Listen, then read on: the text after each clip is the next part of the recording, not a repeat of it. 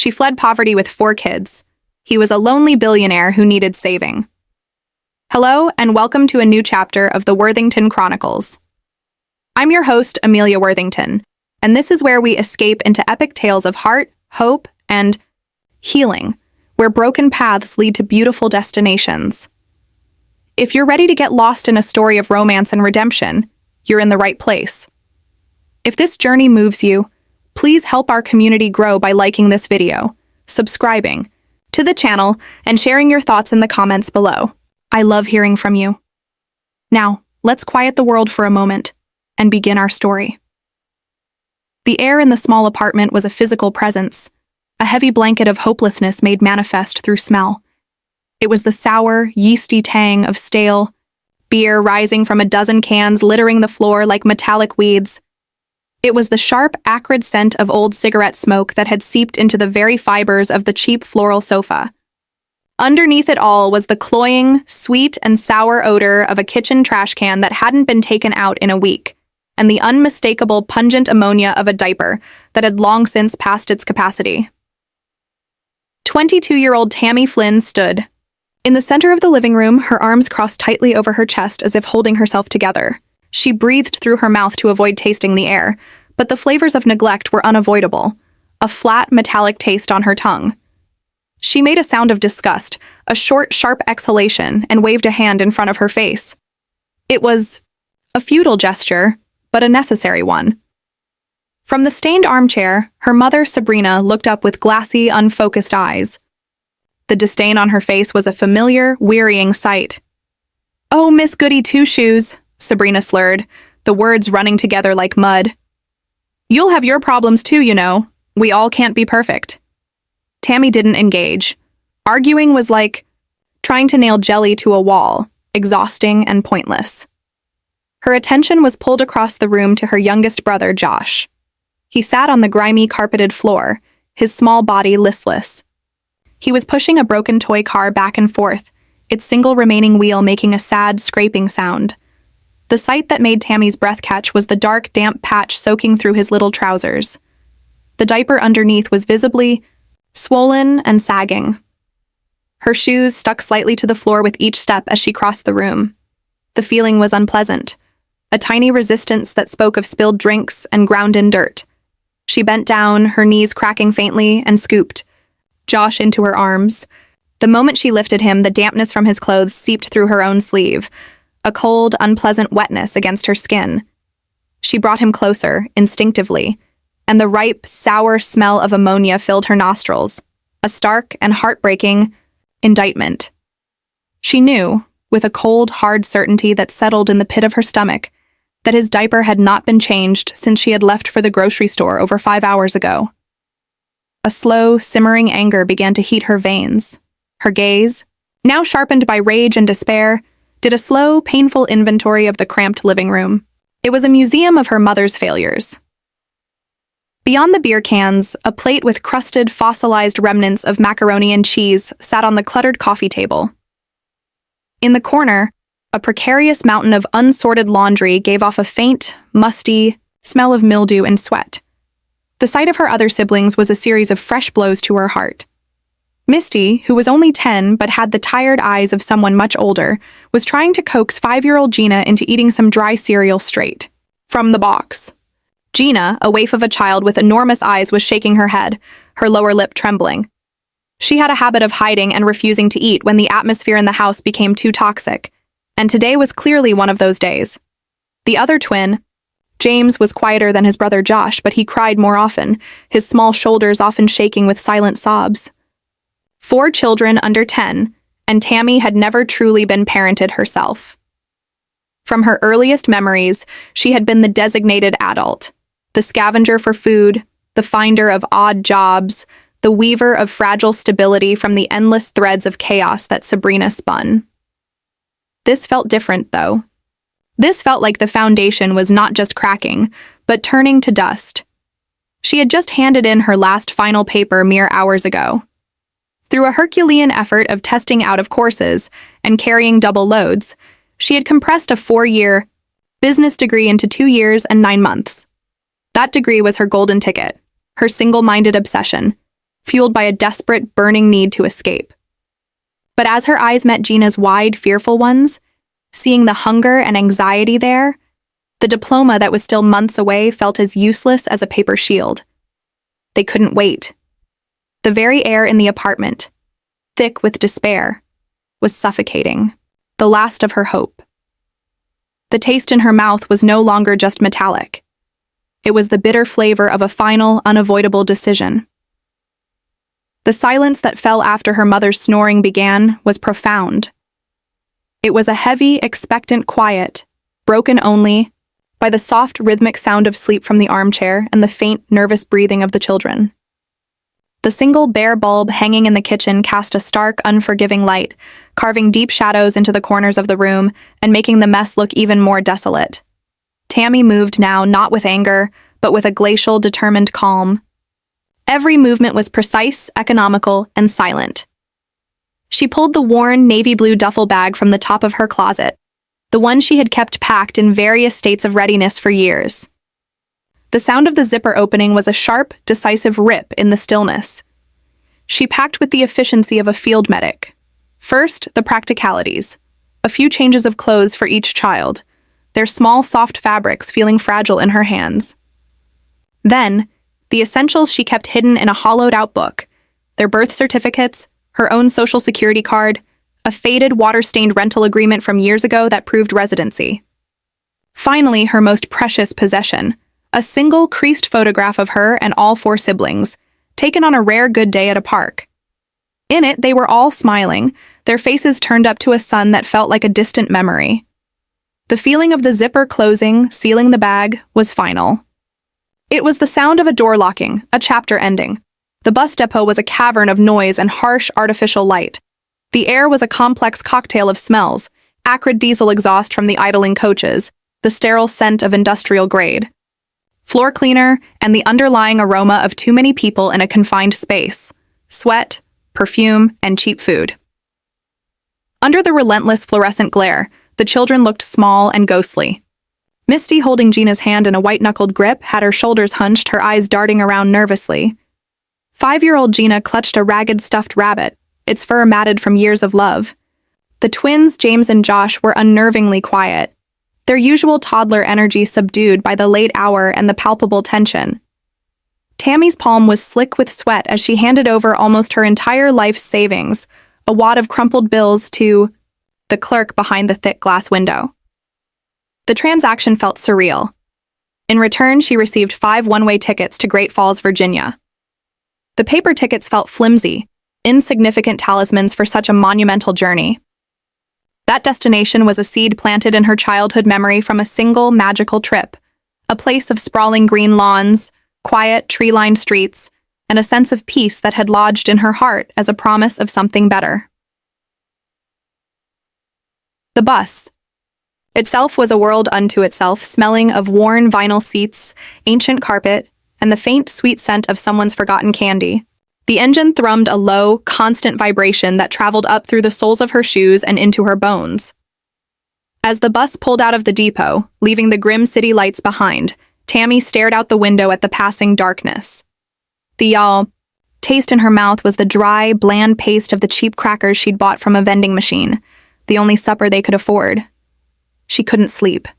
Every nerve was alive, humming with a mixture of terror and a fragile, soaring hope. She felt the warm, solid weight of Josh sleeping against her side, his head a heavy trust on her arm. The responsibility for all their lives, all their futures, was a physical pressure on her chest, both terrifying and, for the first time, filled with purpose.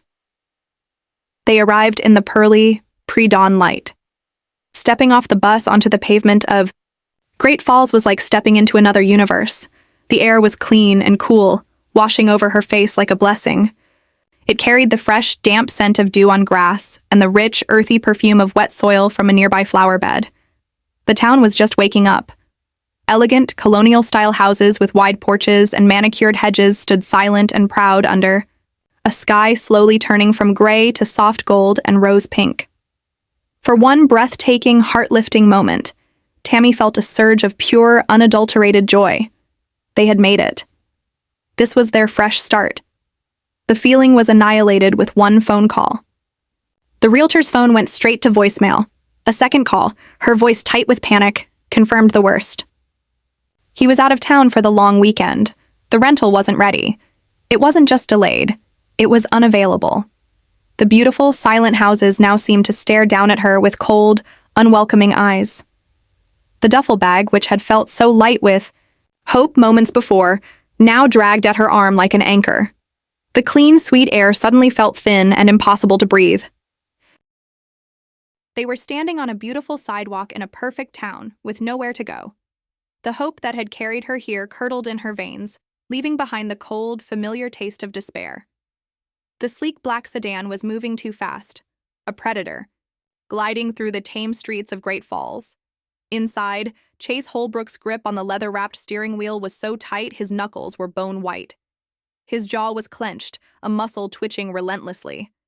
The air in the car was cool and filtered, smelling faintly of lemon polish and expensive leather, but it did nothing to cut through the hot, coppery taste of his own anger. The faces of the men he'd fired hours earlier flashed in his mind, not with sadness, but with a fresh, searing sense of betrayal. They had been his best, his inner circle. He'd paid them fortunes, given them bonuses, trusted them with his company's most vital secrets, all in the belief that it would foster loyalty. Instead, it had fostered entitlement and deceit. His latest project, the one he'd nurtured like a child, was now a corpse, its vital specifications sold to every competitor. The financial loss was staggering, but the humiliation was a deeper, more personal wound. He was so lost in this corrosive loop of thought that he barely registered the small group stepping off the curb until he was almost upon them. He slammed the brakes, the car lurching to a violent halt. His heart hammered against his ribs. He shoved the door open, his rage finding a new, immediate target. "Hey, watch out!" he barked, his voice sharp and cutting in the quiet morning air.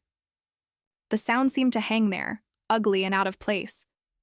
The children flinched as one, shrinking back against the legs of the young woman who stood with them. She looked up at him, and the expression in her eyes, a complex mix of sheer exhaustion, defensive fury, and a bottomless well of fear, stopped him cold. His own anger evaporated, replaced by a swift, shocking wave of shame. These weren't careless pedestrians. They were refugees. He took a breath, forcing his voice to soften. "I'm sorry, I wasn't paying attention. Are you all okay?" They weren't. No one was physically hurt, but the woman looked like she was holding herself upright by sheer willpower alone. He took in the scene properly now. The single, overstuffed duffel bag, the 4 tired, too thin children, their clothes clean but worn.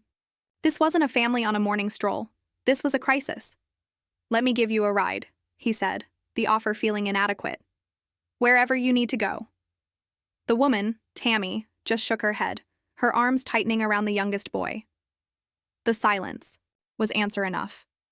They had nowhere to go. A new plan formed in his mind. He didn't ask. He gently directed them into the spacious, quiet interior of his car. He drove to a fast food restaurant on the edge of town, the air instantly changing to the greasy, comforting aroma of frying potatoes and grilling beef. He bought a ridiculous quantity of food, kids' meals with every toy option, extra burgers, cartons of milk and juice.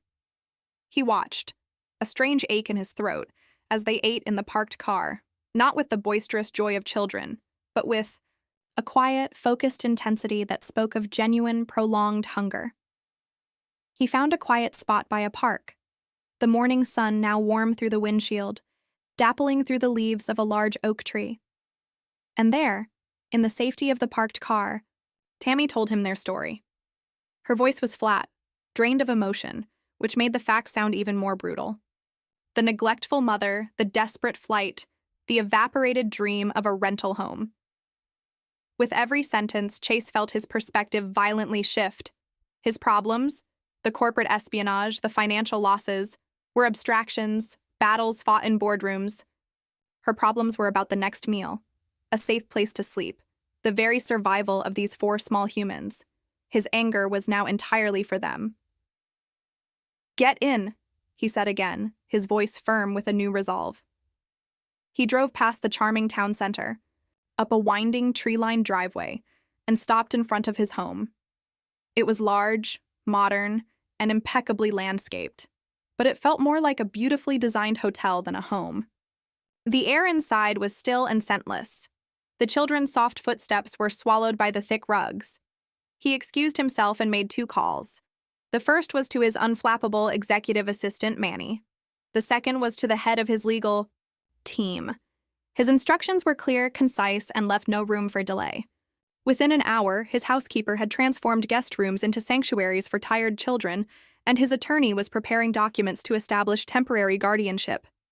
The machine of his wealth and influence, so recently used for damage control, was now being deployed for a rescue mission. The sprawling house was so quiet it was unnerving. Chase Holbrook stood in his vast, minimalist kitchen, the cool, smooth surface of the marble countertop under his palms. He had always prized the silence, a stark contrast to the noisy chaos of his own childhood.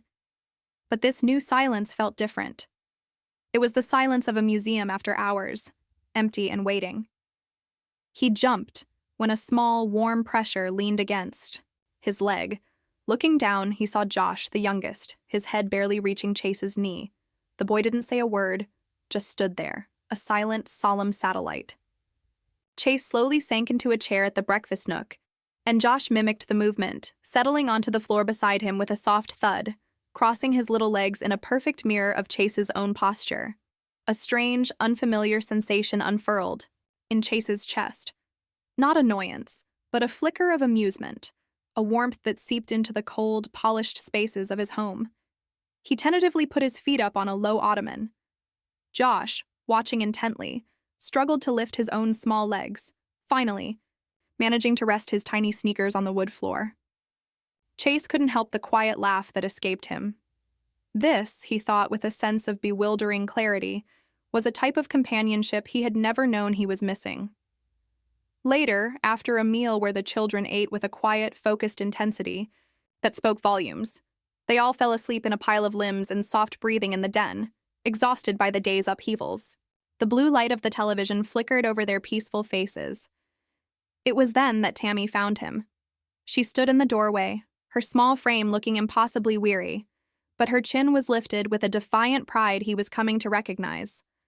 "How much is this going to cost me?" she asked, her voice low but clear in the quiet room. Or, what is this going to cost me? The bluntness of the question startled another laugh from him, this one heartier, echoing in the high-ceilinged room.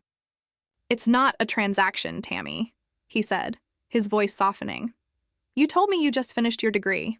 I just lost a good chunk of my staff to treachery. I have a small role at my company. Consider it a trial run. I'll pay you a fair salary. You and the kids can stay here as long as you need to get on your feet." He gestured toward the den where Josh slept. "He's already my second in command. I'd hate to lose him." He saw the deep-seated skepticism in her eyes, the wariness of someone who had never been given anything without strings. "And for the record," he added, "I think everyone eventually shows their true colors, too. We can be skeptical together." The following weeks settled into a new, fragile rhythm. The house was no longer a silent museum, but a living, breathing home. The air was filled with the distant sounds of children's laughter from the garden, the comforting smell of toast in the mornings, and the faint, sweet scent of baby shampoo from evening baths. Tammy started her job at Holbrook Solutions, her sharp mind and fierce work ethic quickly becoming apparent. She was cautious, efficient, and trusted no one, which, in the wake of the betrayal, Chase found refreshing. The peace was shattered one afternoon by a commotion at the front gate. The security system chimed, and a monitor showed a disheveled, wild-eyed Sabrina screaming obscenities into the intercom. "I want my kids! You can't keep them from me! I have rights!" A cold dread washed over Tammy, turning her hands to ice.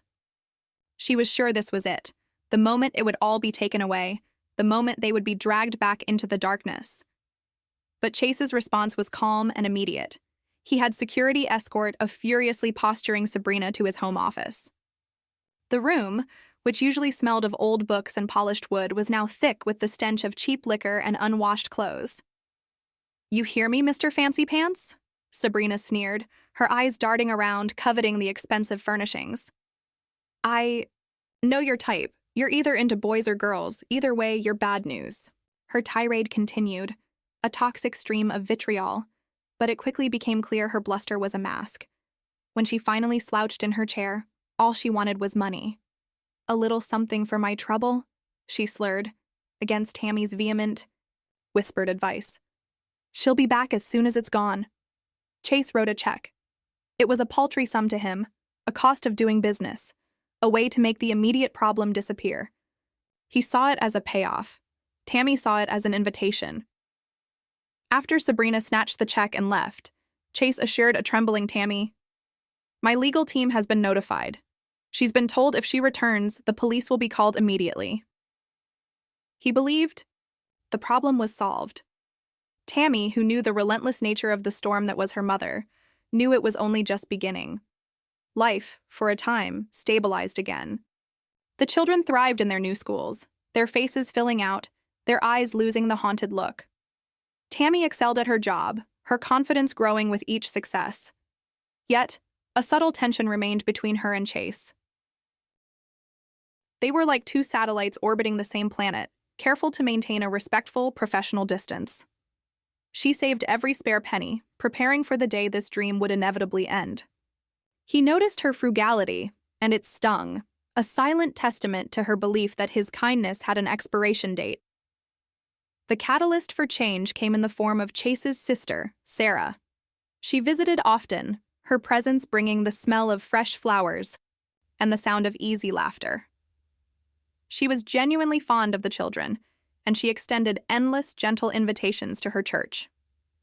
"No thanks," Chase would always say, a well-worn refrain. "You've been pestering me for years. I haven't budged. Yet." But one Sunday morning, Tammy, feeling a quiet, internal pull she couldn't explain, gathered the children and accepted Sarah's offer. The house that day was eerily silent. Chase paced the empty rooms, the absence of their presence a palpable thing. The silence wasn't peaceful. It was a vacuum. He missed the background noise, the small, warm body of Josh shadowing his steps. When they returned, there was a new lightness about them, a piece that wasn't just about having fun. Josh chattered about the songs, and Tammy had a soft, contemplative look in her eyes. "It wasn't as scary as I thought," she told Chase quietly. "I had some stuff to let go of." The next Sunday, Chase told Sarah he would drive them himself. He sat in the back, feeling large and out of place, the wooden pew firm beneath him. The air was cool and carried the faint, clean scent of old hymnals and beeswax. He expected to feel judged or bored. Instead, the message was about redemption, about laying down burdens too heavy to carry alone. The pastor spoke of forgiveness, not as a gift to others, but as a release for oneself. As the words washed over him, something inside Chase broke. The carefully constructed walls of bitter anger toward his absent father, the grief over his mother's death, the searing betrayal of his ex and his employees crumbled into dust. He didn't just hear the message, he felt it, a physical unclenching in his soul. Hot, silent tears streamed down his face, a release of a poison he'd been carrying for decades. He walked out of that building feeling lighter, cleaner, as if he could finally take a full, deep breath. The change in him was immediate. The cynical edge to his personality softened. He started looking at Tammy not as a wounded bird he was sheltering, or a capable employee, but as a woman of immense strength and grace. He saw the way she had fought for her family, the quiet dignity with which she carried her past. And Tammy, freed from the constant expectation of disaster, began to see Chase not as a benefactor, but as a man, a good, solid, and surprisingly gentle man. The transformation seeped into every corner of their lives. Chase's business, once driven by frantic ambition and the fear of failure, now operated with a calm, assured purpose. Profits soared, but the success felt different, more meaningful. At home, the professional distance between him and Tammy evaporated, replaced by a warm, easy companionship. They cooked dinner together in the large kitchen, the air rich with the smells of garlic and herbs, their laughter mingling with the children's. He helped Josh build elaborate block towers, feeling a simple, profound joy in the boys' triumphant giggles when they stood. The turning point came on a crisp autumn evening. The children were asleep, and the house was quiet, but this time the silence was comfortable, shared. They were sitting on the porch swing, watching the stars pepper the velvety sky. The only sounds were the rhythmic creak of the swing's chains and the distant chirping of crickets. The air was cool and carried the smoky, sweet scent of fallen leaves. "Tammy," Chase said, his voice quiet but firm in the darkness. He turned to her, taking her hand in his. Her fingers were cool, and he could feel the faint calluses on her palm, a testament to a life of hard work. All of this, it hasn't felt like an arrangement for a long time. Not to me. He took a deep breath. "You and those kids, you're my family. You're the missing piece I never knew I was searching for." He reached into his pocket, his heart hammering against his ribs. "I don't want this to be temporary anymore. I want it to be forever." He wasn't holding a ring box, but a simple, worn silver key. "This is the key to this house," he whispered. "But it's really a key to my life. Will you take it? Will you and the kids stay? Not as guests, but as my family. Will you be my wife?" Tammy looked from the key in his palm to his eyes, which were earnest and full of a love she finally allowed herself to believe was real. The last of her defenses, the final wall around her heart, melted away, leaving behind a soaring, breathtaking joy. No one had ever looked at her the way he did, not as a problem or a responsibility, but as a treasure. A single, happy tear traced a path down her cheek as a slow, radiant smile spread across her face. "Yes," she breathed, the word a vow. "Yes." He leaned in, and their lips met in a kiss that was soft and sweet, a seal on their promises. It tasted of the cool night air and the warm, bright future that stretched out before them, a future built not on desperation, but on a love that had been forged in the fires of their pasts, and had emerged stronger, purer, and unbreakable. 4. Wedding was a small, sun-drenched affair in the backyard of the house that was now truly their home. The air was filled with the vibrant, hopeful scent of blooming peonies and the sound of joyful laughter. A year later, on another perfect afternoon, Tammy sat on that same porch swing, a contented sigh escaping her lips. The smell of vanilla, frosting, and birthday cake wafted from the kitchen, where Chase was attempting to supervise Josh and the twins in decorating. The sound of their happy shrieks was the most beautiful music she had ever heard. She looked down at the sleeping newborn in her arms, her daughter, whose middle name was Sarah.